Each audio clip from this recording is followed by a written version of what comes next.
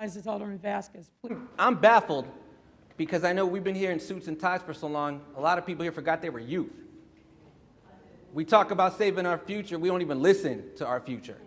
Every single person I spoke to today, I talked to all the council members that I could of color. And I go, walk me through your interactions with police. I couldn't get one positive interaction. Everyone had a story about how they got pulled over and how they all had problems. I want to talk about my experience because we've heard about evidence. We've heard about people that came to Chicago. I was born and raised in this city. And my experience is the one that I speak from and why I feel the way I do in committee, why I feel the way I do now. Growing up, nobody spared the rod in my home. My curfew when I was young was 3 o'clock. I couldn't go outside. Once I turned 15, I shot out like a cannon because curfews don't work. What they do is they force people to go even further. All this does is it criminalizes children of color and further segregates our city because no one's going to downtown when you've got public transportation deserts and then you have to race back home.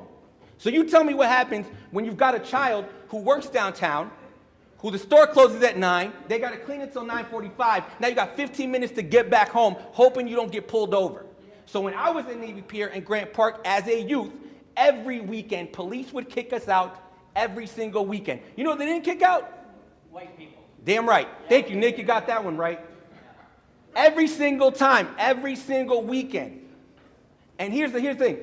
This is not even proactive. It's not putting our very best. It is putting up BS. It is not us moving forward. We're moving backwards so fast we should be moonwalking. In the 80s, 90s, 2000s, 2010s, 2020s, every single time, it's this tough on crime talk by people who won't solve the problem but want to say things to people who are justifiably scared because it is dangerous out there for some. But this doesn't solve it at all. This is actually just indicative of a failure of planning. We have police officers out there who work 12 hours, who have to work days off, right?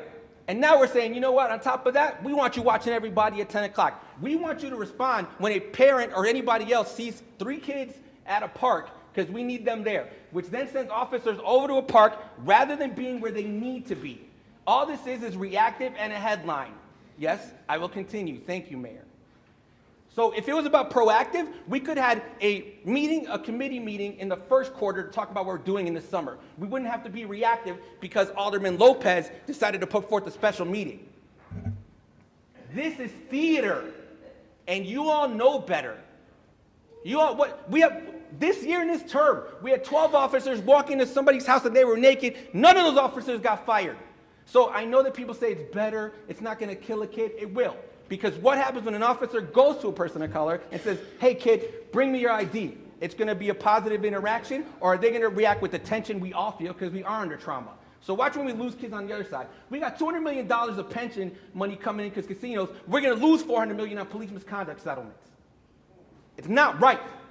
You all know better. Thank you, Madam Chair. Now I'm finished.